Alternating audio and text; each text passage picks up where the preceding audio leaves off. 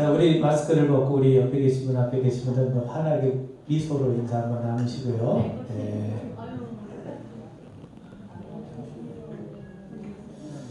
예, 감사합니다. 어느 부부가 종합병원에 가서 남편의 건강 진단을 받았습니다. 며칠 후 의사는 아내를 불러 진단 결과를 이렇게 설명해 줍니다. 현재 당신의 남편은 건강한 상태입니다. 그런데 만약에 내가 지시한 사항을 따르지 않으면 건강을 잃고 곧 죽게 될지 모릅니다. 그러면서 몇 가지 처방을 내려줍니다. 아침마다 남편에게 건강식을 챙겨주라는 겁니다. 점심때는 균형 잡힌 식단을 제공해야 한다는 겁니다. 그리고 세 번째는 집안일로 정신적인 스트레스를 남편에게 주는 것을 삼가라는 거죠. 그리고 네 번째, 이게 중요한데, 남편에게 짜증을 내거나 화를 내거나 잔심부름을 시키면 절대로 안 된다는 겁니다. 그리고 마지막으로 남편이 편히 쉴 수 있게 집안일을 항상 깨끗하게 가꾸라는 겁니다. 그렇지 않으면 남편이 곧 건강을 잃고 죽을지도 모른다는 거죠. 아마 이렇게 했다가는 아내가 먼저 죽을지도 모를 판입니다.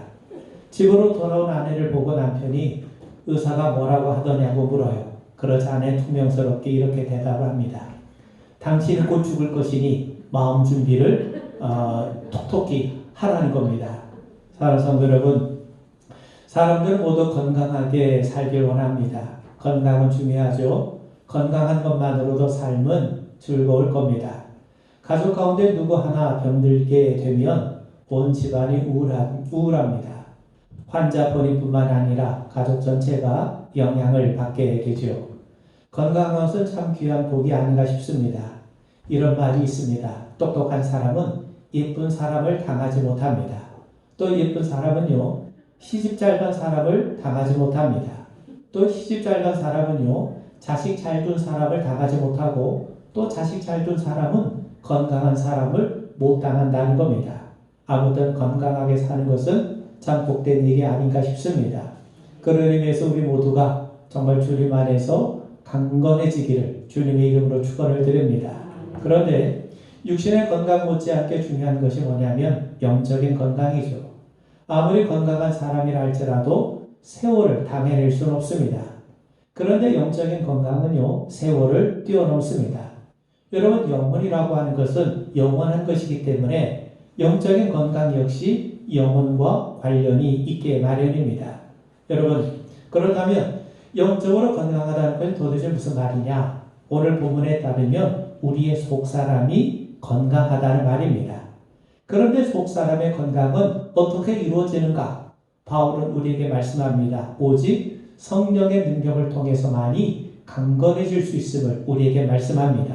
오늘 16절에 보면 그의 영광의 풍성함을 따라 그의 성령으로 말미암아 너희 속사람을 능력으로 강건하게 하시오며, 우리가 아는 것처럼 바울은요, 육체적으로는 건강하지 못한 사람이었습니다. 그에게는 육체의 가시가 있었어요. 그런데 속사람이 강했기 때문에 그는 끝까지 숱한 고난과 비박 속에서도 복음 사역에 매진할 수가 있었던 겁니다. 그런 바울이 에베소 교회를 위해서 간절히 간구한 것이 있는데, 그것이 바로 뭐냐면 성령의 능력으로 말미암아 그들의 속사람이 강건해지는 겁니다.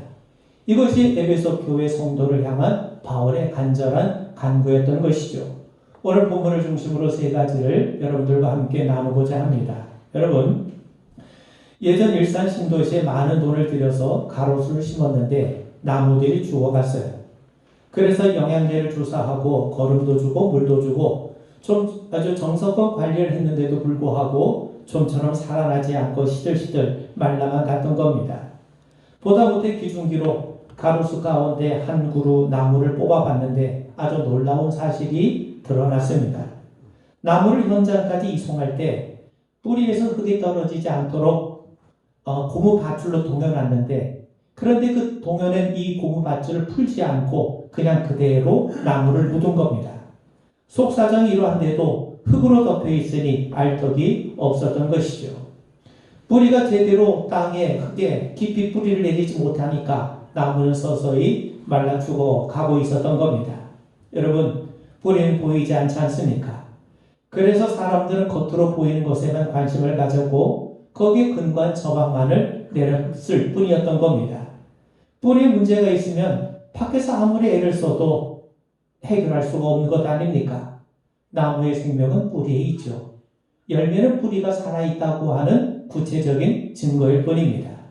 겉보다 안이 중요하다는 말입니다. 여러분, 이것은 사람도 마찬가지입니다. 여러분, 성경에 인간을 설명하는 다양한 표현이 나와 있어요. 대표적인 것이 바로 옛사람과 새사람이라고 하는 표현일 겁니다. 여러분, 바울은요, 에베소서 4장 22절 이하에서 너희는 유혹의 욕심을 따라 썩어져가는 구습을 따른 옛사람을 벗어버리고 오직 너희 심령이 새롭게 되어 하나님을 따라 의와 진리의 거룩함으로 지으심을 받은 새 사람을 입으라 라고 말씀합니다. 옛 사람을 벗어버리고 새 사람을 입으라는 거죠. 그렇다면 옛 사람은 뭐고 새 사람은 무엇입니까? 여러분, 옛 사람은요, 예수 믿기 이전의 모습이에요. 그리고 새 사람은 예수님을 믿고 변화된 새로운 모습입니다. 그런 의미에서 여러분, 옛 사람과 새 사람이라고 하는 표현은 예수님을 믿느냐 믿지 않느냐에 따라 갈리게 되는 인간의 모습을 나타냅니다. 여러분, 시편에 보면 새 노래로 하나님을 찬양하라 라고 말씀하죠. 늘 새로운 곡으로 신곡으로 하나님을 찬양하라는 의미가 아닙니다. 그 말의 의미는 그리스도를 아는 사람, 예수를 믿는 사람들은 누구든지 그리스도 안에 있으면 새로운 피조물이기 때문에 새 사람이 되었어요. 새 사람이 부르는 찬양이 새 노래입니다. 그런 결국 우리가 찬양을 할 때에도 하나님의 자녀라고 하는 하나님을 믿는 거룩한 백성의 마음, 그 믿음으로 하나님을 부르고 찬양하면 그게 바로 새 노래인 겁니다. 그런데 오늘 본문에 나오는 것처럼 겉사람과 속사람이라고 하는 표현도 있습니다. 고린도후서 4장 16절에서 바울은요, 그러므로 우리가 낙심하지 아니하노니 우리의 겉사람은 낡아지나 우리의 속사람은 날로 새로워지는도다 라고 말씀합니다. 여러분, 동일한 사람에게는 두 가지 속성으로 표현하고 있어요. 무슨 말이냐? 우리에게는요, 겉사람과 속사람이 동시에 존재한다는 겁니다. 예수를 믿는 사람이든 믿지 않은 사람이든 모든 인간에게는요, 겉사람과 속사람이 함께 존재한다는 거예요. 그렇다면 겉사람과 속사람은 도대체 무엇을 말하는가? 고린도후서 4장 18절에서 바울은 말씀합니다. 우리가 주목하는 것은 보이는 것이 아니요 보이지 않는 것이니 보이는 것은 잠깐이요 보이지 않는 것은 영원합니다.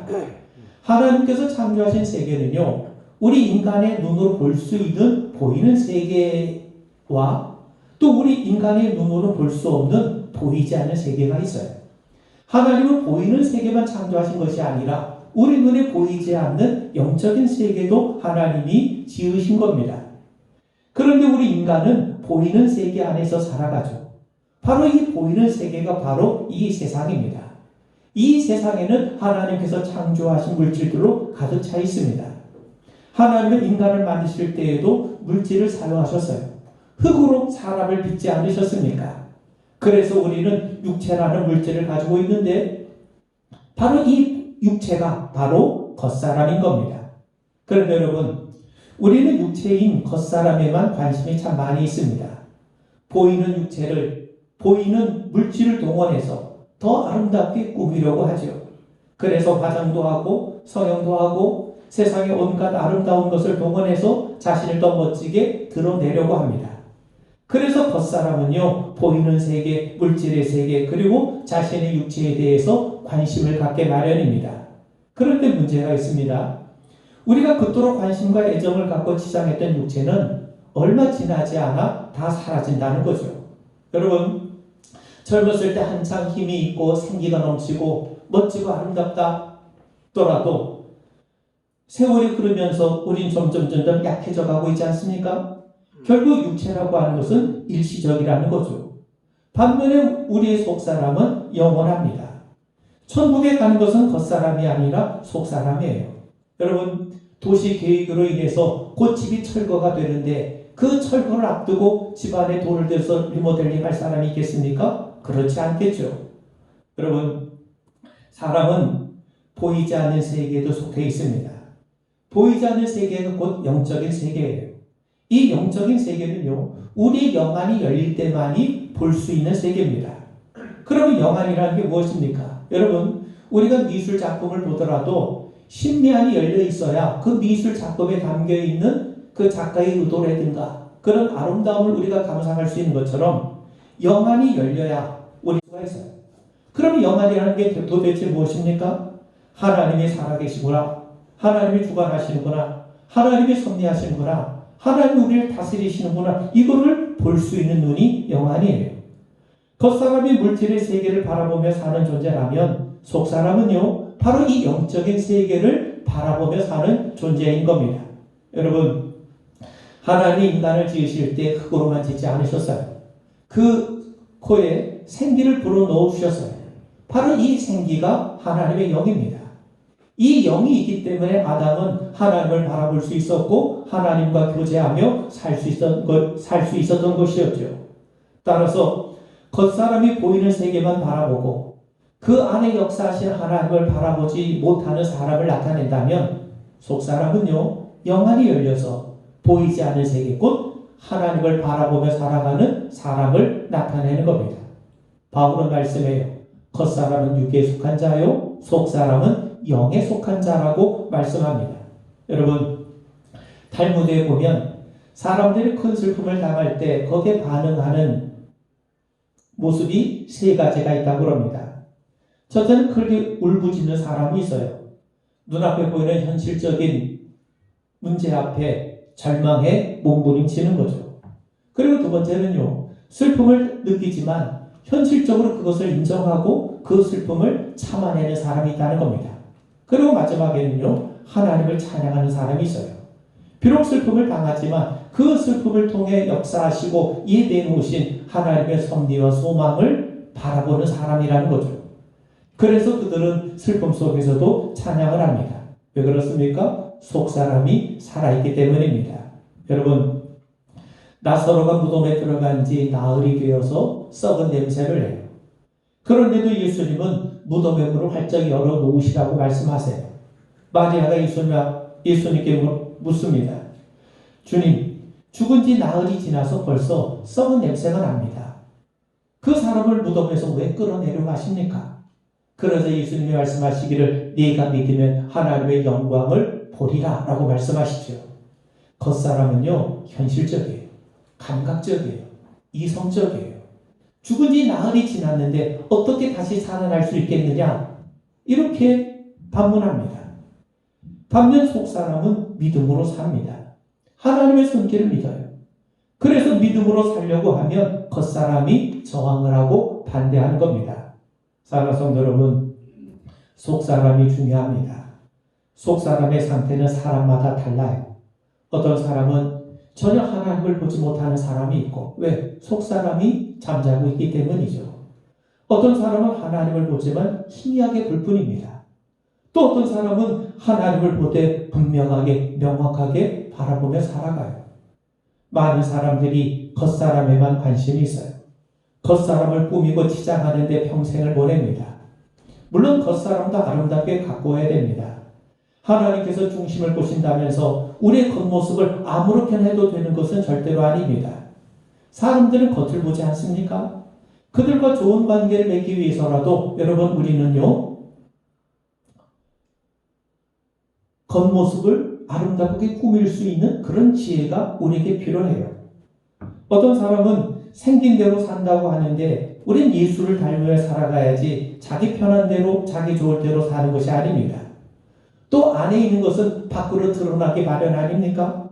그런 의미에서 여러분, 우리가 우리의 속사람에 먼저 관심을 가지시고 우리의 속사람의 아름다운 모습이 우리의 겉모습을 통해 분명하게 드러나는 그런 일들이 이루어져야 할 겁니다. 여러분, 옷이 아무리 화려해도 그 사람의 인격을 대신할 수 없어요. 옷이라고 하는 건 뭡니까? 자주 갈아입는 소모품에 불과하지 않습니까? 여러분, 건물은 멋지고 화려한데 그 안에 쓰레기 오물이 가득 차 있다면 들어갈 마음이 들겠습니까? 사람도 속사람을 중요합니다. 겉사람은 시간이 지날수록 부패해지고 약해지고 추해져 가요. 그런데 속사람은 강건해진다고 말씀합니다. 하나님의 사람은 속사람이 강해지는 사람이에요. 그리고 같은 사람이라도 속 사람의 상태가 늘 한결같은 상태에 있는 것이 아닙니다. 속 사람이 강해질 때가 있는 반면 제자리에 머물렀다 오히려 퇴보하는 경우도 있어요. 그래서 우리는 속 사람을 꾸준히 훈련시켜야 됩니다. 그래야 날로 우리의 속 사람이 새로워질 수가 있는 거죠. 그렇다면 어떻게 우리의 속 사람이 날로 새로워질 수 있겠는가? 하나님은 우리에게 구하라고 말씀하세요. 주님의 이름으로 무엇이든지 구하면 줄 것이라고 친히 약속하십니다. 바울은요, 우리의 간구, 우리의 기도를 들으신 하나님이 어떤 하나님이신가?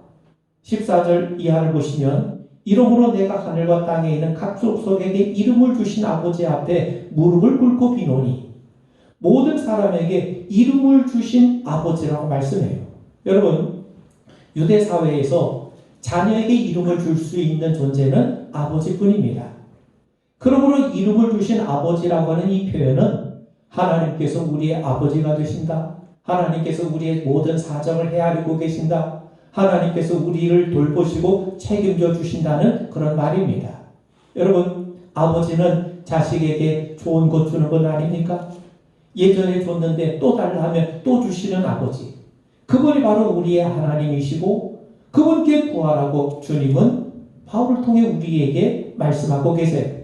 그렇다면 하나님은 우리의 기도에 어떻게 얼마나 응답해 주시는가? 20절에 보니까 우리 가운데서 역사하신 능력대로 우리가 구하거나 생각하는 모든 것에 더 넘치도록 능히 하실 이에게 구하라고 말씀하죠. 우리가 구하는 것보다 우리가 생각하는 것보다 더 넘치도록 주시고 응답해 주시겠다고 하나님이 우리에게 말씀하세요. 바로 그런 하나님께 바울이 구했던 것이 뭐냐? 그것이 바로 16절에 나오는 말씀. 그 영광의 풍성함을 따라 그의 성령으로 말미암아 너희 속사를 능력으로 강건하게 하시오며 우리에게 우리가 생각하는 것보다 우리가 구하는 것보다 더 풍성하게 주실 바로 그분에게 바로 우리 속사람의 강건함을 구하고 간구했다는 사실이죠. 그런 의미에서 여러분 속사람이 강건해질 수 있도록 우리는 기도해야 됩니다. 주변 현실만 보는 것이 아니라 우리가 먹고 마시는 지극히 일상적인 그런 삶에서조차도 하나님을 바라볼 수 있는 영안이 열릴 수 있도록 우리는 간구해야 됩니다. 여러분, 에베소 교회는 바울이 세운 교회입니다. 교인들 하나하나가 자식같이 귀했어요. 그래서 바울은 그들을 위해서 부모가 자녀를 위하는 심정으로 그들을 위해서 간구했던 거죠. 얼마나 간절하게 기도했든지 바울은 무릎을 꿇고 기도를 하고 있습니다. 여러분, 무릎을 꿇고 기도했다는 것은 그만큼 간절히 기도했다는 겁니다.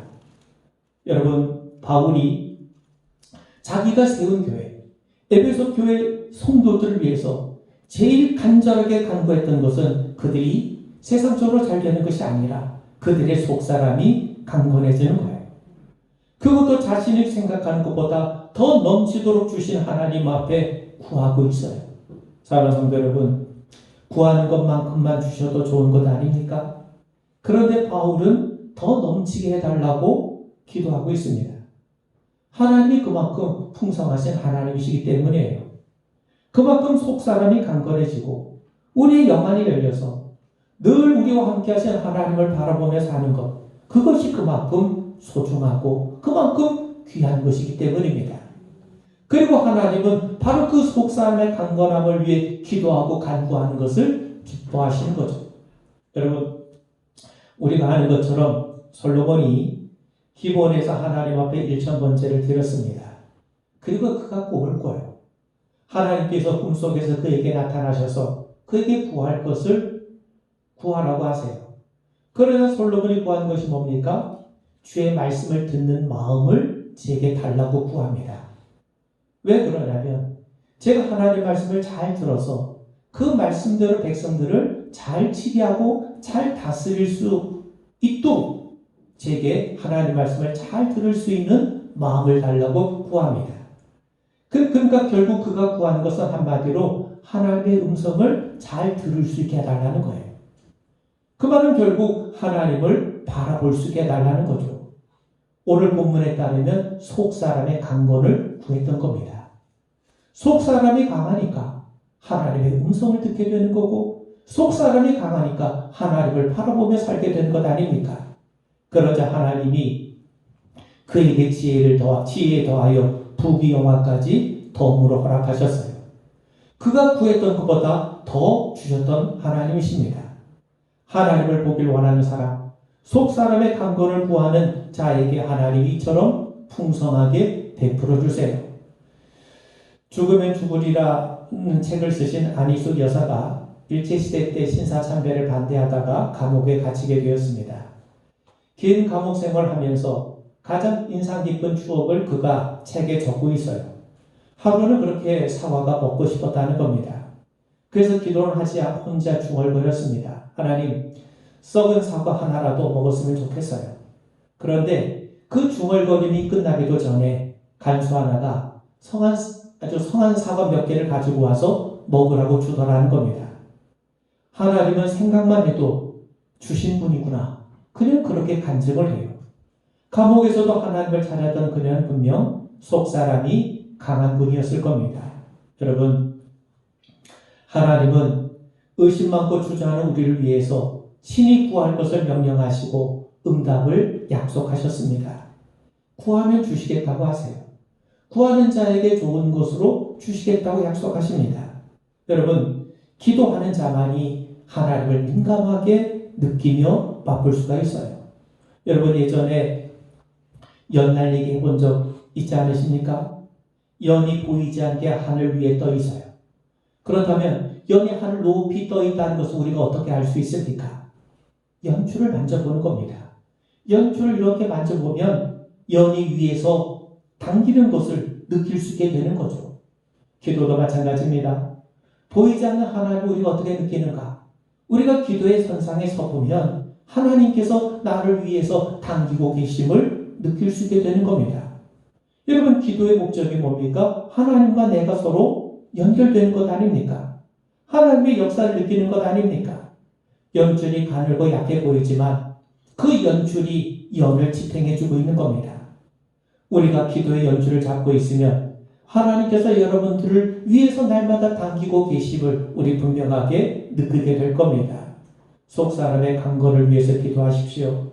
영안이 열려서 우리의 삶에 개입하시고 역사하시는 하나님의 섭리를 분명하게 바라보게 될 줄 믿습니다. 마지막으로요. 우리가 하나님의 형상으로 지음받았다고 했을 때 그건 우리의 영혼, 즉 속사람입니다. 하나님은 생기를 육체 속에 넣어서 살게 하셨어요. 속사람이 겉사람의 옷을 입고 살게 된 겁니다. 그런데 인간이 범죄하자 영의 사람, 즉 속사람이 죽고 겉사람은 남게 됐습니다. 사람이 죽으면 대화를 나눌 수 없지 않습니까? 마찬가지로 아담이 영적으로 죽었다는 것은 영이신 하나님과의 관계가 끊어졌다는 거예요. 죽은 사람은요, 보지 못하고 듣지 못하고 냄새도 맡지 못합니다. 영적으로 죽은 사람도 마찬가지죠. 영적으로 죽었기 때문에 하나님에 대해 눈이 가려져 있기 때문에 하나님을 보지도 못하고 듣지도 못하고 교제도 하지 못하는 거예요. 그래서 그들은요, 하나님의 일들을 알 수도 없고 또 영적인 일들을 어리석게 볼 수밖에 없는 겁니다. 그래서 예수님이 오신 거예요. 하나님을 모르고는 살 수 없기 때문에 영이 죽고 겉사람만 살아있는 인생들을 살려주시기 위해서 예수님이 오신 겁니다. 예수님이 친히 십자가를 지심으로 그분의 보혈의 능력으로 인해서 우리의 영혼, 우리의 속사람이 살아나게 된 거예요. 여러분, 그래서 에베소서 2장 1절에 보면 그는 허물과 죄로 죽었던 너희를 살리셨도다. 뭘 살리신 겁니까? 우리 안에 죽어있는 영혼, 우리 안에 죽어있는 속사람을 예수님이 살리신 거예요.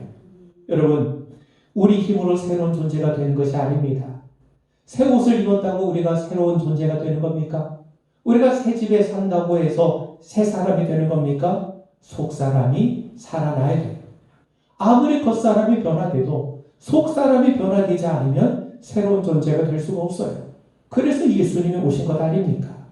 그리고 누구든지 그리스도 안에 있으면 새로운 피조물이 됩니다. 왜 새로운 피조물이 됩니까? 우리의 속사람이 살아났기 때문이에요. 그러므로 여러분, 그리스도 안에서만이 새로운 피조물이 되는 것을 믿으셔야 됩니다. 살아난 속사람이 육체적 겉사람 안에 살고 있다는 것을 알아야 됩니다. 예전에 나는 육신밖에 몰랐는데 이제 살아난 속사람이 내 육신 안에 있기 때문에 때로 겉사람과 속사람 사이에 분쟁과 갈등이 있을 수 있다는 사실을 우리는 인정을 해야 됩니다. 그리고 더 나아가서 속사람이 능력을 얻어 강건해져서 더 이상 겉사람의 지배를 받는 것이 아니라 우리의 겉사람이 속사람의 다스림을 받고 살아갈 수 있게 해야 합니다. 그러기 위해서는 속사람이 강해져야죠. 우리의 속사람이 강해지기 위해서는 성령님이 우리 안에 오셔야 됩니다. 보혜사 성령님만이 우리의 속사람을 강하게 하시고 도와주시고 겉사람을 이기게 하시는 거예요. 백설공주 이야기 잘 알지 않습니까? 백설공주가 사과를 먹고 깊은 잠에 빠졌어요. 7 난장이들의 정성원의 보살핌으로 생명은 보존할 수 있었습니다. 근데 여전히 깊은 잠에 빠져있죠. 때마침 먼 나라의 왕자가 백마를 타고 나타납니다. 그리고 그 왕자의 입맞춤으로 백설공주는 깊은 잠에서 깨어나요. 그렇습니다. 지금도 깊은 잠에 빠져있는 속사람은 오직 성령님만이 깨우실 수 있어요. 그럴 때 비로소 보이지 않는 세계에 대해서 영안이 열리게 되는 겁니다.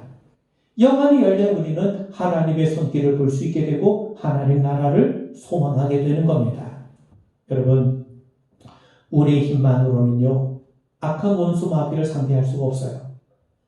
그러나 성령으로 충만하게 되면 성령의 능력에 힘입어 우리는 속사람이 강해지게 돼요. 사단은요, 속사람이 강해진 걸 원치 않아요. 그래서 우리의 속사람을 늘 겉사람과 함께 부패하게 만듭니다. 고집과 아집으로 교만하게 만들고 습관의 노예, 욕심의 노예가 되게 만듭니다.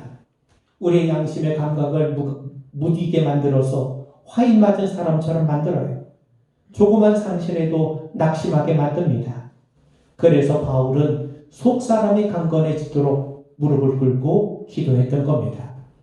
속사람의 능력으로 강건하게 자라나게 되기를 주님의 이름으로 축원을 드립니다.